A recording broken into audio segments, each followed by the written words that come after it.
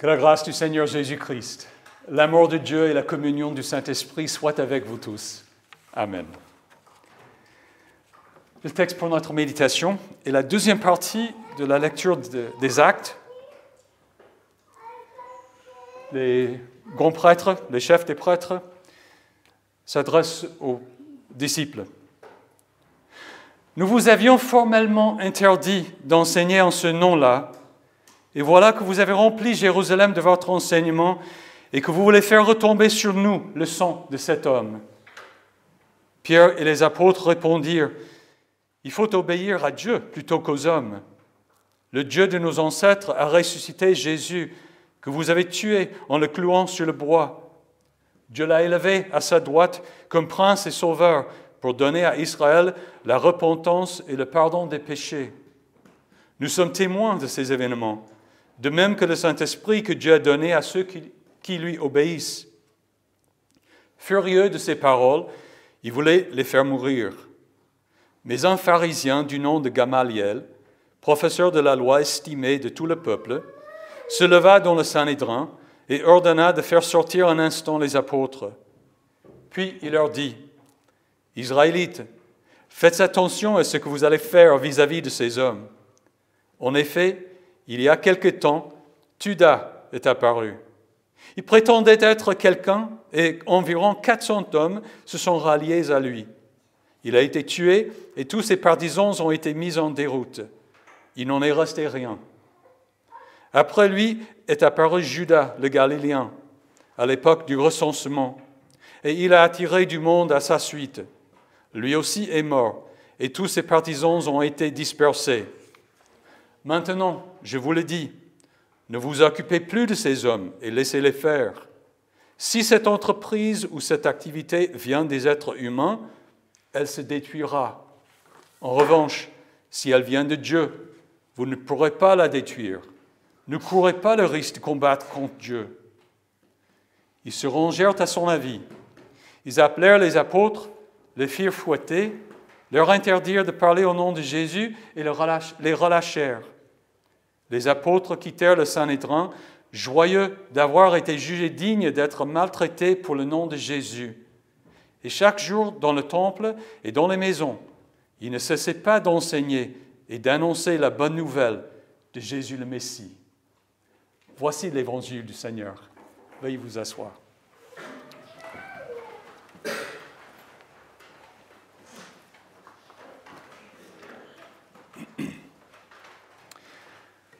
Vous vous rappelez sans doute qu'après son entrée triomphale à Jérusalem, Jésus s'est rendu au temple où il chassa tous ceux qui vendaient et qui achetaient dans le temple et renversa les tables des changeurs de monnaie et les sièges des vendeurs de pigeons.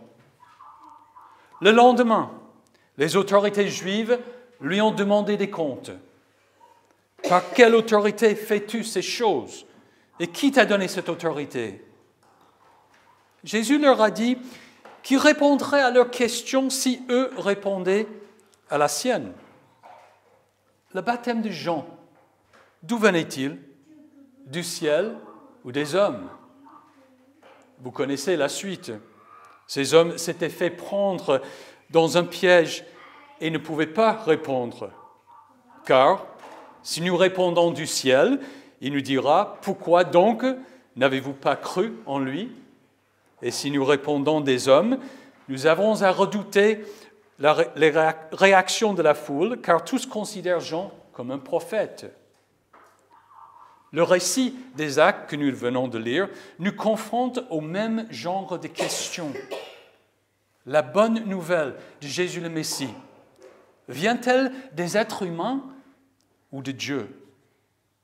Tout comme la réponse à la question sur l'origine du ministère de Jean-Baptiste, la réponse à cette question est d'une grande importance. En effet, comme Gamaliel l'a dit, si cette entreprise ou cette activité vient des êtres humains, elle se détruira. En revanche, si elle vient de Dieu, vous ne pourrez pas la détruire. Ne courez pas le risque de combattre contre Dieu. Je pense que nous sommes venus à l'Église ce matin Parce que nous croyons que l'évangile de Jésus-Christ n'est pas d'origine humaine, mais qui vient de Dieu. Du coup, l'évangile est d'une importance inestimable. Et pour que nous soyons cohérents, il doit être le fondement de notre vie, doit y prendre la première place. C'est pourquoi nous avons besoin encore de méditer la question que ce texte nous pose. La bonne nouvelle de Jésus-Christ vient-elle des êtres humains ou de Dieu? C'est justement le casse-tête auquel les autorités juives étaient encore confrontées. D'abord, il y avait Jésus, ce trouble fait qui avait bouleversé le monde juif par son enseignement et ses miracles. On l'a crucifié, lui. Fini le problème. Mais non, il serait ressuscité. Et les soi-disant apôtres auraient reçu le Saint-Esprit.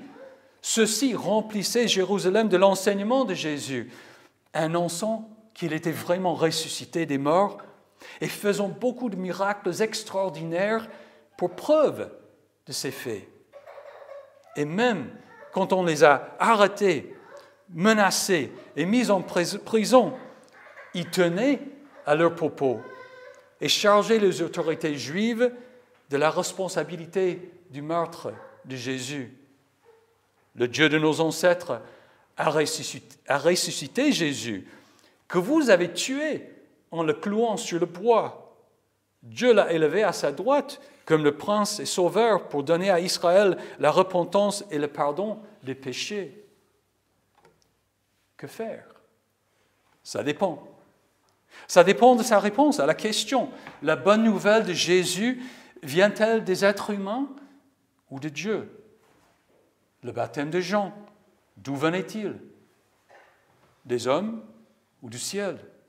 Les miracles que faisaient les apôtres, d'où en venait la puissance? La plupart des autorités à Jérusalem avaient déjà conclu que rien de cela ne venait de Dieu. Quelle que soit l'évidence ou la preuve avancée, ils s'y opposaient par principe, par a priori. Pas tous. Ce pharisien, Gamaliel, est plus prudent et met en garde ses collègues.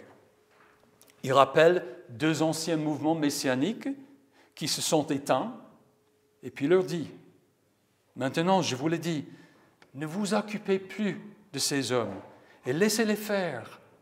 Si cette entreprise ou cette activité vient des êtres humains, elle se détruira. En revanche, si elle vient de Dieu, vous ne pourrez pas la détruire. Ne courez pas le risque de combattre contre Dieu. » Luc dit qu'ils ont accepté ce conseil. Quand même, ils ont fait fouetter les apôtres. Difficile de croire que le Sanhédrin admettait vraiment la possibilité que l'histoire de Jésus et l'activité des apôtres venaient de Dieu. S'il avait cru, n'aurait-il pas agi d'une autre façon? N'aurait-il pas, par exemple, proclamé un temps de jeûne et de prière afin de se consacrer à l'étude des Écritures pour voir si ces choses étaient vraies, pour voir s'ils avaient eu tort et qu'en vérité tout cela venait de Dieu? Pouvait-il demeurer indifférent à l'Évangile, indifférent au pardon des péchés au nom de Jésus? La question se pose aussi à nous. La bonne nouvelle de Jésus le Messie vient-elle des êtres humains ou de Dieu? Mais de Dieu. Mais est-ce que cela se manifeste dans notre vie? Un rabbin a une fois appelé les citadins à se rassembler sur la place du village pour écouter une annonce importante. Le commerçant a mal supporté de laisser ses affaires. La ménagère a protesté contre le fait de laisser ses tâches. Mais par respect à l'appel de leur guide spirituel, les citadins se sont rassemblés pour écouter l'annonce. Lorsque tous furent présents, le rabbin a dit Je souhaite annoncer qu'il y a un Dieu dans le monde. C'est tout ce qu'il a fait, ce qu'il a dit. Mais le peuple a compris. Ils s'étaient comportés comme si Dieu n'existait pas. Ils observaient les rites et récitaient les bonnes prières, mais leurs actions ne s'accordaient pas au commandement de Dieu. Ils recevaient leur pain de ce jour sans penser à Dieu, sans respect pour lui. Cette parabole est à propos aujourd'hui. Nous pourrions ne pas renier ouvertement Dieu, mais pourrions le confiner dans quelques coins obscurs de la vie, loin de nos activités quotidiennes, loin de nos relations, expériences, joies, chagrins, de tout du quotidien. Il est facile, car conforme à notre nature pécheresse, d'être indifférent à Dieu, de résister à la direction du Saint-Esprit et de tomber sous le reproche de Jésus. Ce peuple m'honore des lèvres, mais son cœur est éloigné de moi. N'est-ce pas là le rejet de Dieu? N'est-ce pas là dire que la bonne nouvelle de Jésus-Christ, en effet, vient des hommes? Comment Dieu ne se mettrait-il pas en colère contre nous? Si Dieu semble ne pas se mettre en colère aujourd'hui, lorsque nos actes ne s'accordent pas avec notre confession de foi, c'est parce qu'il s'est déjà mis en colère au calvaire. Ésaïe avait dit du serviteur de l'Éternel, c'est-à-dire de Jésus-Christ, méprisé et délaissé par les hommes, homme de douleur, habitué à la souffrance, il était pareil à celui face auquel on détourne la tête. Nous l'avons méprisé, nous n'avons fait aucun cas de lui. Dieu a permis que toute notre indifférence, tout notre mépris, toute notre résistance à son esprit soit portée une fois pour toutes par Jésus sur la croix. Cela veut dire que Dieu n'est pas du tout indifférent à notre indifférence. Il n'est pas indifférent au grand écart qui existe souvent entre nos paroles et nos actes. Il n'est pas indifférent à ce prétexte. L'esprit est bien disposé, mais par nature l'homme est faible. Dieu a fait payer et régler la faiblesse de notre nature sur la croix. En effet, là, Jésus a été frappé par Dieu. Il a été brisé à cause de nos transgressions, brisé à cause de nos fautes. La punition qui nous donne la paix est tombée sur lui, et c'est par ses blessures que nous sommes guéris. C'est sur la croix de Jésus-Christ que nous voyons clairement et nettement que cette entreprise vient de Dieu.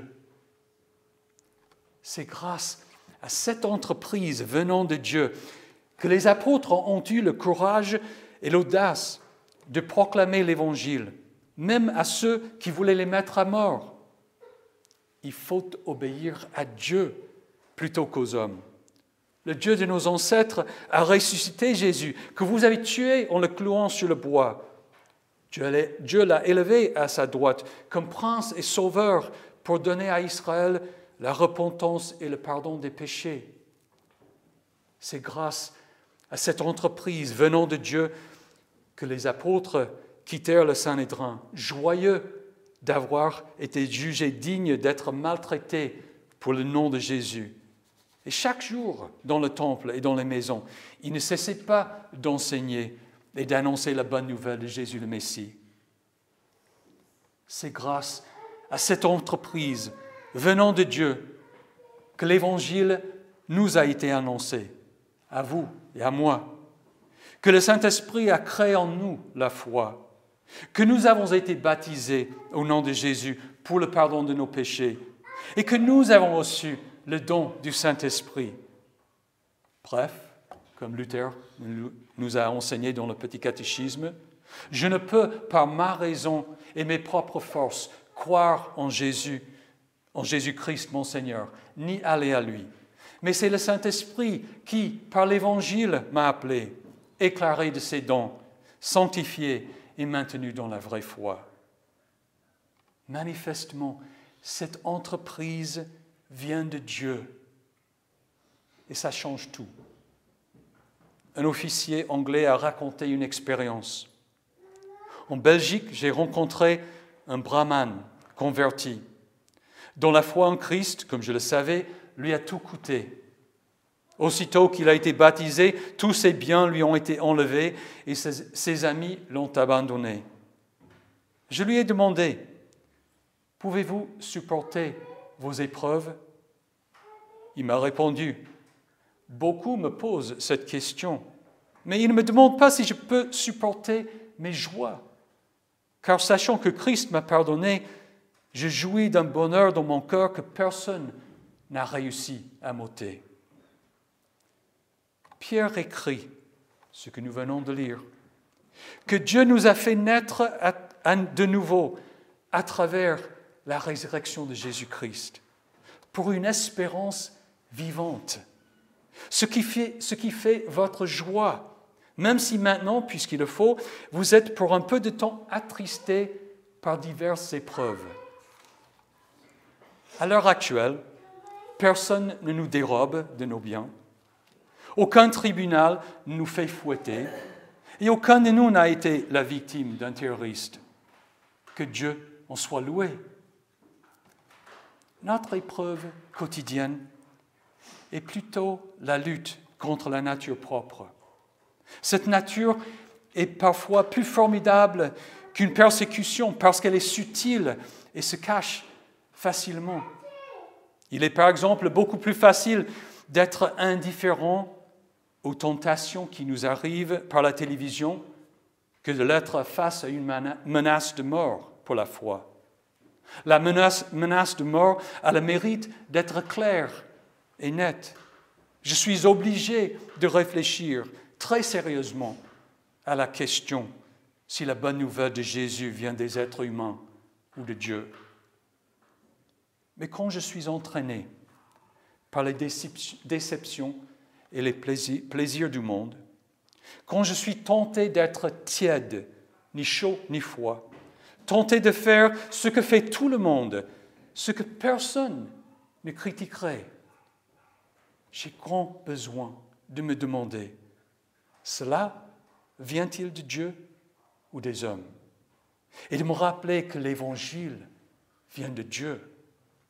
C'est alors qu'il est beaucoup plus facile de résister au péché. Mes frères et sœurs, cette entreprise qu'est notre salut vient de Dieu. La vie, la mort et la résurrection de Jésus-Christ sont l'œuvre de Dieu. Le don du Saint-Esprit, le témoignage des apôtres, les Écritures viennent de Dieu. Que ce soit alors notre joie de passer par diverses épreuves pour le nom de Jésus. Que Dieu l'accorde à nous tous. Amen. Et maintenant que la paix de Dieu, qui dépasse tout ce que l'on peut comprendre, garde votre cœur et vos pensées en Jésus-Christ pour la vie éternelle. Amen.